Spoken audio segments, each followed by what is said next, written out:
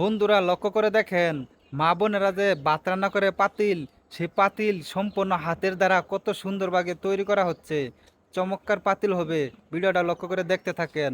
ভিডিওটা ভালো লাগলে একটা শেয়ার করে অন্যকে দেখার সুযোগ করে দিন।